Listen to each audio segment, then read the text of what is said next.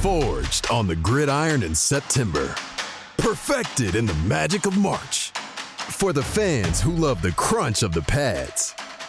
Prefer a dunk. And expect nothing but the best. This was the Big Ten. Now this is Bigger Ten. Here's Steve Deace. Greetings. Welcome to this week's episode of Bigger Ten. I am Steve Deace. Indeed, he is Aaron McIntyre, my never partner, always co-host. And brother, we are now to the end of July. Camps open up across the Big Ten on Wednesday. We just had Big Ten Media Days. The NFL preseason is on Thursday. I know the Hall of Fame game is always a big event in the McIntyre household. Yes. I always get excited about it. Watch like the first 5 minutes. I'm like, this is just bad sucks. football. And then I tune out. Yes. All right. But it does mean the season is now officially nigh. Yay. Even here with practices and camps open up across the country. Are you ready, my friend? I absolutely am. Last weekend was the last calendar weekend without any football until February. Really? Now, there won't be football but last calendar week. Yep. That there won't be football until like February. There it is. The perennially long national nightmare is officially over. So let's get to the Big Five on Bigger Ten, and it's all going to be about Big Ten football media days. Now, they officially join on Friday. I had that wrong. Yeah, I thought they joined in July. You know why? Because the fiscal year usually ends June 30th, but leave it to California to come up with something new and different that isn't the same math the rest of the world uses. So apparently they could not officially join until August the 2nd, but they were there at Big Ten Media Days. We've been expecting it. We've been expecting Oregon and Washington since last year. We've been expecting USC and UCLA for 3 years. But I got to tell you, okay, it was still weird, man. I mean, it was still weird to see Lincoln Riley. There it is. Just, I didn't know you were going to go to that graphic with that big USC Cardinal and gold logo. That was just weird. You know, I mean, I'm still not really fully prepped for this. I still doesn't feel like this is going down, even though it's real and it is spectacular, as Terry Hatcher once said. So your thoughts, Aaron, as you watched Lincoln Riley, Jedd Fisch, you watched Dan Lanning, you watched Deshaun Foster, whom we'll talk about in a moment. Okay. How about Jerry DiNardo saying that Dan Lanning was the most impressive coach on the stage during the Q&A that he'd ever seen in his 18 years of covering Big Ten Media Days for BTN. He dropped that over the weekend. So your thoughts now that the West Coast is now represented. We're not just the Notorious B.I.G.'s conference. We're a Tupac and Dr. Dre conference as well, Aaron. And I know that you are excited about that. I know that I understand those references. Not. I was homeschooled. Aside from the shocking visuals there, and by the way, the DiNardo thing, it's hard to argue with him. I mean, Dan Lanning, Rick Neuheisel on SiriusXM, I think it was him who was regaling Lanning's kind of path to where he is now. It's hard to not like that guy. It's hard not to like Jedd Fisch. It's hard not to like Matt Rule. You know, that's kind of a common thing. But his story of like being a high school football coach in Missouri and just riding random colleges across the country to try to see if they have anything whatsoever. And finally he went to, I think, Boston College, was it? Or one of those schools out east. He got his bike stolen, so he had to run to work. It's just an amazing story. And now he's got a blank checkbook. Basically, yeah. So just an amazing story. And I'll never forget, well, at least for a few years, last year before the Oregon-Colorado game, and the way that he talked to his guys, he didn't talk to them as boys, as guys. He talked to them as men, saying, this is who we are. This is what we're about. We don't care about any of the extra media news or noise out there. It's tough not to like that guy. It's tough not to be impressed by that guy. So there's the little Dan Lanning fan club from Iowa outlook there. As far as the rest of the West Coast teams, really other than the shocking visuals like I just illustrated with the Big Ten logo next to the SC or next to the UCLA, next to the I kept looking W, for Christmas decorations. W. Is this the Rose Bowl press conference? Yeah. No, it's July in Indianapolis. It was weird. Other than the shock of that, for the most part, I thought those teams fit in. Deshaun Foster, we'll talk about that, like we said, notwithstanding. But otherwise, you are reminded it's still kind of the same sport. It's still the same sport. It's going to look a lot different, but it is still the same sport. So, again, other than the visuals, I thought it kind of went off without a hitch. I kind of like the 3-day media days as well. I'm glad that they didn't try to do it in 2 days. There's no way you could have done that. I think 4 days is overkill like they have in the SEC now, but I think 3 days was just fine. I don't know. We did 10 teams in 1 day for how many years? Decades. I don't know why we couldn't make 9 teams in 2 days happen, but okay, I hear you. The Big Ten Network, I know, doesn't want it to be 2 days. All right. That's a lot more commercial avails. In July, you get to sell it. Otherwise, there'd be no one buying. So I can see why they want 3 days. All right, let's get to the prohibitive favorites here, because Oregon and Ohio State, everybody on the Big Ten Network picked them, which means you kind of know it's not happening now. Okay. But, I mean, they are the prohibitive favorites in all the preseason magazines. And they were the prohibitive favorite. It wasn't the Cleveland Plain Dealer that did the media poll, but another entity this year with all the same voters. I'll have a question about this later where we can put our money where our mouth is in the would you rather. But I just think in a league with 18 teams, there's a lot of variance there. I mean, I think on paper, don't get me wrong, I think on paper they're the 2 best teams going into the season, although my power ratings actually have Oregon closer to Michigan and Penn State than they are to Ohio State, okay? But, okay, I'm fine with them being considered the 2 best teams, especially when you consider that, Dylan Gabriel's a better quarterback than anybody Michigan has, and is at least right now, maybe in a year we'll have a different opinion of Drew Aller. Right now, we would both take Dylan Gabriel over Drew Aller, right? And Aller may have the higher ceiling when it's all said and done. Who knows? But right now, Gabriel's better. But this idea that it's like a fait accompli that a team that's never played a game in this league is going to be in the Big Ten championship game, and it's an 18-team league, which means a lot of variance. And some of those teams are named Penn State, Michigan, USC, Washington, Oregon. Oregon, we already accounted for them, but you know my point. I think it's a little dangerous to just kind of assume that this thing is on lockdown when 18 teams are going to play a 9-game schedule, and some of those are some of the biggest names in this sport. There's a lot of variance there in my view, but what do you think? Yeah, to whatever degree it's happening, I don't know to what degree, that it's, as you put it, fait accompli. That's just foolish, and that's just, I don't know. Maybe clickbaits, I don't know. But, Oregon, we've said this before, they're the most Big Ten ready team, and they are impressive. They're bringing back some. Dan Lanning, like I said, has a wonderful track record. They are the most Big Ten ready team. Does that mean that from the word go, they're just going to come in here and run roughshod? No, and you wouldn't say that about Michigan. You wouldn't say that about Ohio State. As good as they think they are, and we think that they are going to be this year, you just don't say that about any team unless you're circa, Nick Saban heydays Alabama. You just can't say that in this sport. So, to the extent that it's being postulated that this is the fait accompli, and it has been, I have to admit, unanimous in the postulations that Oregon and Ohio State are just going to be the number 1 and number 2. That's just foolish. But you have to take into account here. So that's on the positive side. Yes, there are a lot of good things that Oregon brings to the table. There are a lot of things that can go terribly wrong. Just terribly wrong. You're still, again, we dropped this line ad nauseum, but there's a reason for it. And then that's the reason why we love this sport. You're just dealing with 18 to 23-year-old young men. That's a lot of variance from week to week. And they are paying a lot of money. From year to year. And exactly. You never know. You never know. How all those egos start meshing. You might have had something under the surface for the first few weeks of the season, in the locker room that really hasn't been dealt with and nobody really knew it was a problem.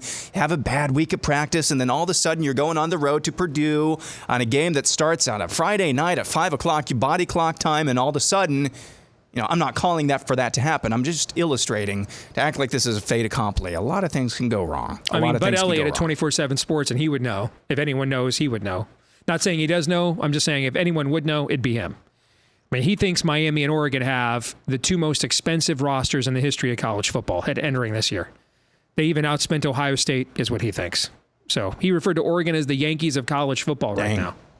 So that's a lot of money to be giving a lot of young kids and what that can do in a locker room. You're right. It'll be fascinating to see for sure. All right. Same thing. I could say a variation of the same thing for every single team, even the Ohio States and Michigan and Penn States of the world. It's just, Sure. As it stands on paper right now, I don't have a problem saying that Oregon and Ohio State, because of what they've spent on NIL and the talent that they have, that's all we have to go off of right now. I don't have a problem with that, but forecasting that as something that's just absolutely going to happen is stupid. So you mentioned we've referenced UCLA and Deshaun Foster a couple of times, and with athletes, you've heard the expression: the moment was just too big, the lights were just too bright, the stage was just too big, right? Okay. And, I'm fascinated that standing up in front of a bunch of, media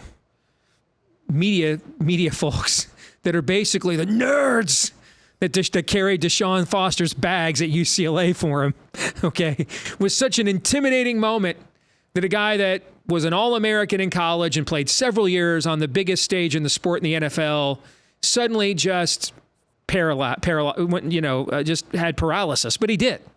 And he got up there and he just froze. And it was, we're in UCLA, LA.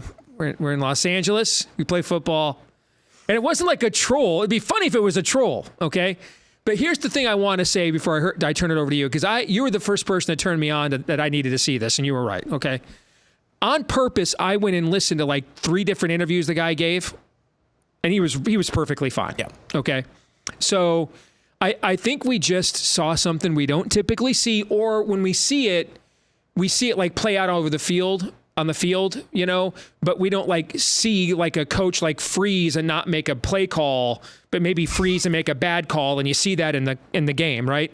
This was just a rare moment where I think we saw a coach just freeze under the limelight and remember, this guy was a running backs coach, never been a coordinator, anything at all. Okay. And so he was fine in the interviews afterwards, but I'm telling you right now, if my win total best bet of UCLA under 5.5, did you see that their odds went down after that opening talk? Yeah. That's how much of airplay that got. If that under cashes, that everybody's going to look back to that moment and say he's just another Tim Brewster clown. He wasn't ready, bad hire, right? Which should suck. Yeah, for him, obviously, and for the university. I was watching Big Ten Network replay that night of media days, and they edited that out.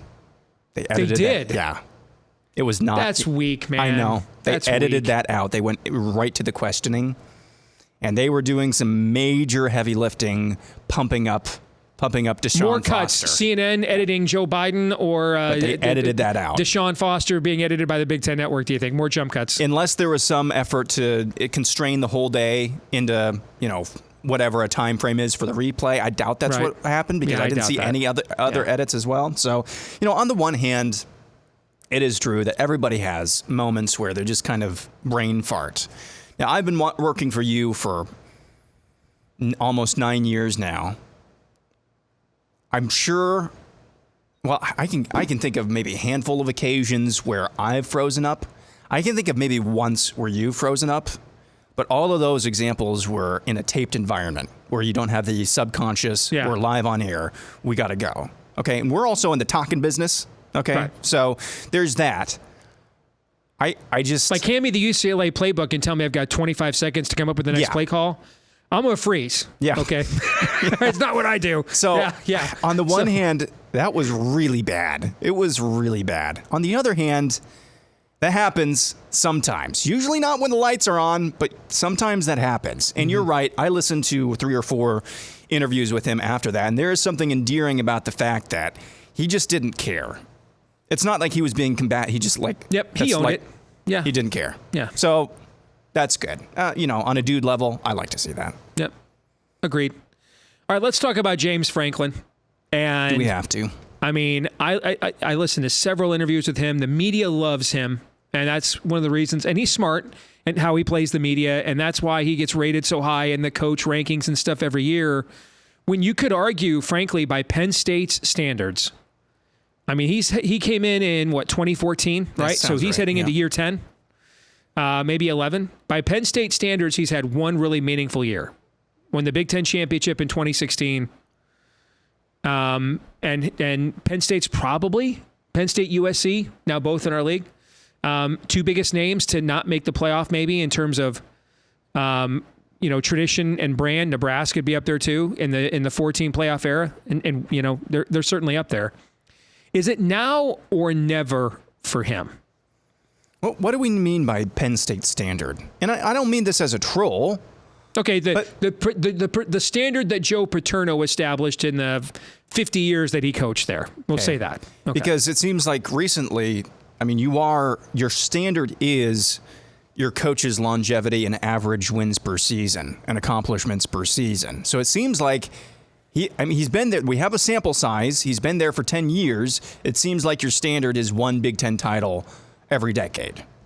Because your standard is what your record and your coach longevity says it is. And that's what we have here. So he made a remark, we're at a place where we could win 10 or 11 games and people are still unhappy. Are they really that unhappy, though, if you still have your job after 10 years?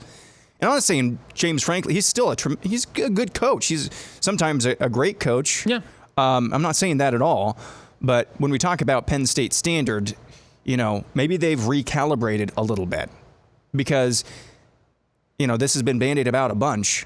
In the new college football playoff format, there would have been no other team than Penn State that would have made it, I think, since in the college football playoff era. They would have been one of the teams that would have made it the most had they been doing the 12-team playoff. I think it's 6 times they would have made it in a 12-team playoff era. So that might just be your niche, man. That might be your niche. And that's a really good niche to have if you're making the playoff every single year. If that's the standard, because if that would have been, what we had for the last 10 years or so, we'd be having different conversations. But this is how we're recalibrating in the new expanded playoff format, is that standards for mid-tier teams, 6-6, 7-5, might be a really good season. Mm-hmm. Having the same season you've always had under James Franklin for the last 10 years, that's a really good season. Whereas the last 10 years, you're looking at it back with disappointment. Having the same type of season you've had for the last 10 years is actually going to be a pretty big accomplishment, because it means you're actually going to be playing for something at the end of the year. And when we say, I learned my lesson with now or never. As a Michigan fan, I really thought that after we tanked in 2020, Jim had missed his window. Okay. And my general rule, when things are going well at Michigan, we call him Jimmy, like we did when he was our quarterback. And when it's not going well, we call him Jim. Okay, so he was Jim around here heading into 2021. There was nothing on the horizon at all to indicate some, breakthrough was forthcoming. And then the next 3 years, Jimmy put together, and this is saying something given the history of our program, probably the greatest 3-year run in Michigan football history, and at least the greatest since fielding Yost frickin' point-a-minute teams at the turn of the 20th century. The only 3 undisputed Big Ten championships we've ever won, and we've got more Big Ten titles than anybody else. Our first undisputed national championship since 1948. Remember, we shared it with Nebraska in 97. 3 wins in a row against Ohio State, and 2 of them were just were by double digits. There was nothing indicating that was coming. So, I should learn my lesson about the now or never thing. But if that's what I'd be thinking if I was a Penn State fan, how many years, given how much the networks want to see these top matchups, with the top teams, how many times as a Penn State fan, am I going to say, I'm going to not have to play 2 of the 4 big teams? And now the 4 big teams are, if you're, they're 5 and Penn State's one of them, but you can't play yourself, right? So the other 4 big names right now are in our league: Oregon, Ohio State, Michigan, and USC. And Penn State's not going to play 2 of them, doesn't play Michigan or USC, and gets the other 2, doesn't play Oregon or Michigan, and does play at USC, but that's late in the year. And I kind of wonder, in the NFL, you see the Dolphins have a great home field advantage early in the season with the Heat, right? Yep. And then late in the year, teams are like, hell yeah, I want to go play in Miami in December or November. It's a vacation, right? Yep. They're playing USC later in the year, and they get Ohio State at home. That's about as favorable as you're going to get if you're one of those Big 5 programs in a given year. So you've got the 5-star quarterback with year 2. You just brought in Kansas's very well-respected OC. You've still got a lot back on defense, and they've been great on defense pretty much every year that Franklin's been there, to his credit. So, you don't ever, I guess, want to say now or never. I should learn my lesson there after what Jimmy did after it looked like he was done. But if I were a Penn State fan, Aaron, I'd be thinking that. I'd be thinking if we can't make the playoff with this schedule and this team this year, I got to start asking myself, what are the perfect conditions in which James Franklin could pull this thing off? Well, it just depends on, again, what your standard is. And I think they've already shown. I don't know if I'd be, if I'm a fanatic fan and looking at this fanatically, not really using rationale or anything. Sure, I could see how you could, and I'm not dissing what you just said there. If I'm an actual fan and I'm looking at this, yeah, I'm saying it's now or never. But if you step back and you look at the history of Penn State over the last 10 years, you're thinking, well, we will make the playoffs this year. This is what we are. This is what we would have done if it would have been a 12-team playoff. So I would not be necessarily panicking. I mean, I'd just be saying, let's win the games that we have to win to be able to make that a reality. So I'm not really panicking right now if I'm a Penn State fan. And I mean that as a compliment. Okay. Final thing.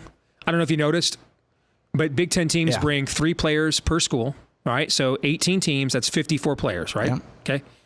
54 players were brought to Indianapolis to represent their respective programs. Only 4 were quarterbacks. And 2 of them were from new teams in the league that have yet to play a game in our conference. Miller Moss at USC, Dylan Gabriel at Oregon, who hasn't even played a game at Oregon yet. Those were 2 of the 4 quarterbacks of the 54 players in our conference. And I hear, first of all, this is the most important position in the sport, so it's noteworthy just on that front. But I also wonder if it means that the top tier schools that just are more physical when their guys get off the bus, the size of their guys on the line of scrimmage, they pass the eye test over you, that if you don't have that quarterback that bridges that gap, I wonder if we're going to see, who are the off the bus teams? Michigan, Ohio State, Oregon, probably Penn State, maybe USC. Okay. Let's just say those 4. If you can't block those guys, then you better be a lot better at them at quarterback to bridge the gap. And if we've only got 4 quarterbacks in our league showing up at media days, we're not that good at quarterback. And so it kind of makes you wonder if those teams just might be that much physically better than the rest of the conference if you don't have a guy at the quarterback position that can kind of close that gap for you. Your thoughts? Yeah, it is mystifying and kind of troubling at the same time. Like, I just taken my own team, Iowa. Everybody regards Caden McNamara as a leader or the leader, at least on that side of the ball. At the same time, he's played 4 or 5 games for Iowa, so it's not. You're kind of in this weird position, and he's only been there for a couple of years, almost 2 years now. So you're in this weird position. Minnesota, they've got a new quarterback coming. A lot of transfers, but the more you kind of go into this, that's not good news either. If there's one position that you want to have consistency at, year over year, it's your quarterback. Mm-hmm. And so I'm having trouble looking at this from a couple, 2, 3 angles off the top of my head here and rationalizing why this is actually not a big problem. Because you would think that at every school, that's going to be your guy. That's going to be your leader. That's going to be your field general, to put it in college football 25 terms. That's going to be that's going to be the dude. And not having 4 the dudes there out of 54 players, something smells rotten to me. Clearly, the quarterback recruiting has to be upgraded in the league overall. That's for darn sure. All right, we're going to come back. We'll play Would You Rather here in a moment. When we do, stay tuned. All right, Aaron, let's play some Would You Rather. And per normal, you are up first. I ask you, let's put your money where your mouth is. This was one of our topics just a few minutes ago. Would you rather bet Ohio State or Oregon at even money to win the league or the field at plus 150? Oh, I'm betting the house on the field. Because you asked a similar thing last week, but you didn't have an actual number on it. Mm-hmm. Okay, so we've got 18 teams. 16 of them would be counted as the field. Okay? There's a lot of things that could go wrong. Too many things that could go wrong. I don't think that... Is this the actual number, or are you just coming with... I came up with a number to try to come up with something I thought was realistic. See, I don't think this is realistic. You don't? No, I think it would be minus 200 at best. field. Wow! For the field would actually be would be. Remember, you're talking about shaded towards the field is what you think. Okay. Yeah. You're talking about one of the teams in the field is the defending national champions. Another team in the field brings back a 5-star quarterback, has a great, highly respected, as you said, offensive coordinator. You're talking about Penn State. There's a lot of things that could go wrong. A lot of things that for Ohio State and Oregon. And a lot of things that could go right for Michigan and Penn State to, not even sneak their way in, but earn their way into the Big Ten championship game. So I think that's a really good value play. There's another factor here we should mention in this discussion, and that's the imbalanced schedule. I mean, we've already talked about Oregon and Penn State do not play. Okay. And so we have an imbalanced schedule. We don't know what the tiebreakers are. And that means it is entirely possible for there to be an ecosystem where, say, Penn State, Oregon, and Ohio State are all 8-1. That's an ecosystem that is possible. It's not possible with Michigan because they play both Ohio State and Oregon. Penn State gets Ohio State at home, but it's possible they could beat Ohio State. Ohio State wins at wins at Oregon. Oregon loses at Michigan, and they all have one loss at the end of the year, and they don't all play each other. We have no division, so there's no divisional record of your non-divisional opponent. We have no clue what the tiebreakers are going to be. Yeah, we're basically saying here, do you really believe we're going to go through this entire season, a 9-game conference schedule with 18 teams in this conference, and there's not going to be a singular upset? No outliers, right? Yeah, no outliers of any kind. I just don't believe that. Yep. I think you're right. Okay. All right. This one's for you. If you traditionally attend one home game for your team every season, would you rather go when you're going to fry to a crisp, but you're not missing anything else across the rest of college football?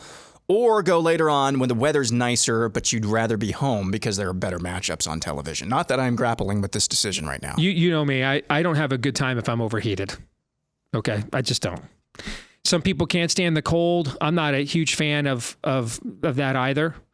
Now, in terms of living, I'd much rather live in a place where I risk being overheated than too cold, because as I get older, winter is becoming more and more intolerable. But but this is different now. You're not asking me a lifestyle. You're asking me about something I enjoy doing, right? Okay, where do I go to do something that is fun? And to me, that's what a game is supposed to be. And just sitting up there and frying is a distraction from all of that. Okay. Because you're already going to have the hype of the game and the energy of the crowd and the occasion going to raise your body temperature a few degrees anyway, right? Just with adrenaline. Don't need any more help with that when it's, 96 degrees outside. So for me, I'd much rather take my chances late in the year when it's colder.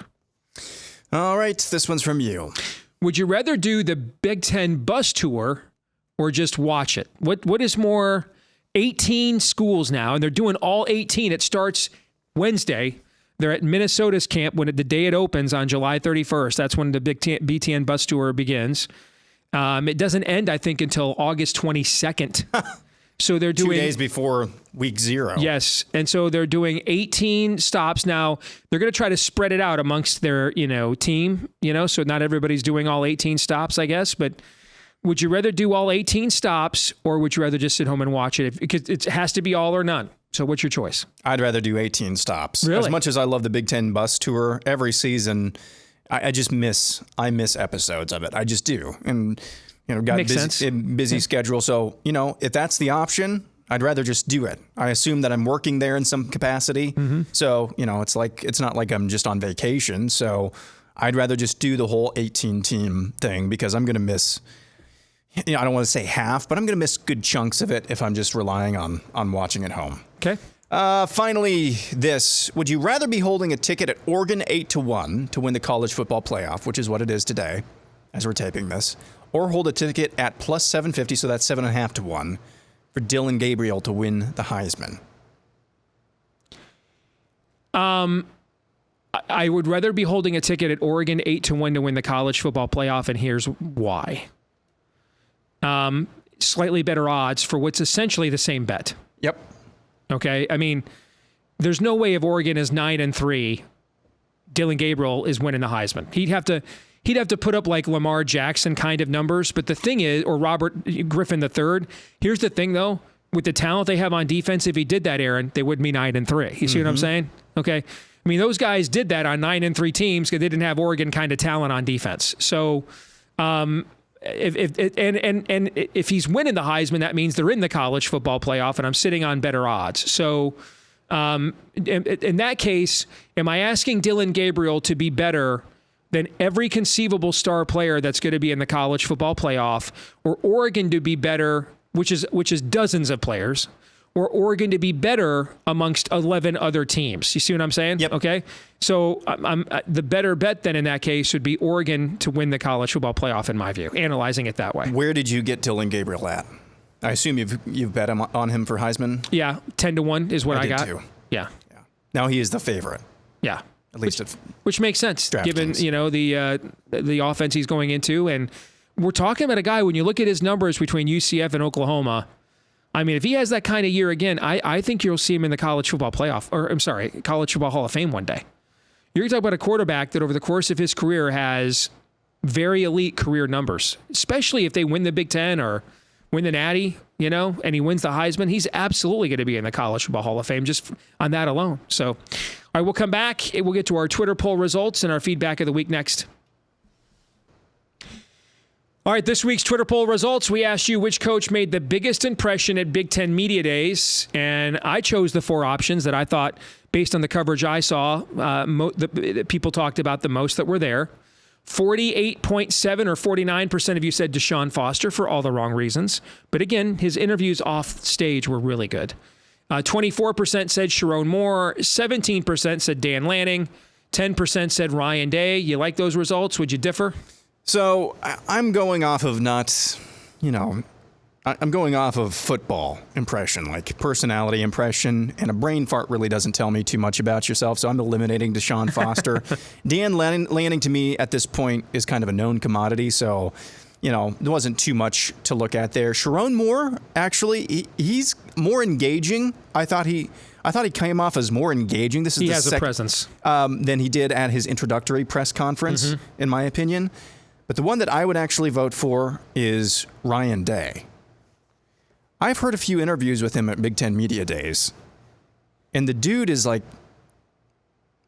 relaxed, but not aloof.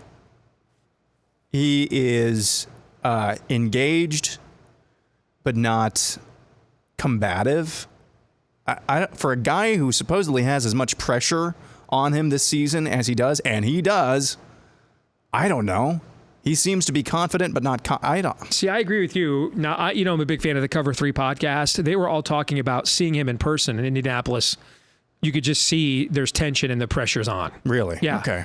But I will tell you, based on what I watched and listened to, I tried to watch and listen to several interviews of all the coaches. I'm mainly listening. Okay, yeah. I'm not watching. And what I saw is what you saw. I tend to agree with you, but yeah. All right, that brings us to our feedback of the week. So this graphic from College Football Report has the graduation rates for every school going back to 2016. Why would anybody care about this? Bless their heart. Who's ever bought a highest APR, academic progress rate t-shirt? Anybody have a highest graduation rate pennant hanging in their man cave? I mean, unless your kid is is the one who's the student athlete, why would anybody care about this? Take any pride in it, talk any smack about it? Who cares, Aaron? Really, who cares? Well, there's a demographic out there, and I can't really put my finger on it, that cannot allow themselves permission to pay attention or care about college athletics without knowing or telling themselves or making themselves believe that this is really about education. Mm-hmm. I don't know who that is, but I know it's out there. I mean, I wouldn't even know where to get this information. I wouldn't go looking for it. I wouldn't care. Yeah. Here's the demographic. It's the administrations at Big Ten universities. To quote the great prophet Cardale Jones, I didn't come here to play school. Yeah. Amen to that. By the way, he did go back and get his degree, and that's what Gimli's thoughts are referencing here. That's a quote from Cardale Jones, who led Ohio State to its last natty. Now, Cardale did come back and get his degree. I mean, by the way, I don't want him to be degenerates, but I hope they all get degrees, but why do I care if my school's grad rate is 90% or 80% or 70? Why do I care? Most of the fan bases of any of these teams, I would postulate, most of the fan bases probably didn't go to school at that school. Right. Like me. I'm a total Walmart Wolverine. And I flunked out of college, and look how I turned out. You're sitting in front of a green screen, so that's pretty cool. Yeah, I do this, and I turned out like this, so maybe I've just contradicted my own point. Anyway, all right, that'll do it for this week's episode here on Bigger 10. Don't forget to like, rate, subscribe, 5-star review, share, help us to find, whether it's here on YouTube or if you're listening on iTunes and elsewhere. We'd love it because if you did those things, it helps us to find more Big Ten fans just like you. You can also follow us on X in between episodes at Bigger 10 there. That's at Bigger 10 on X.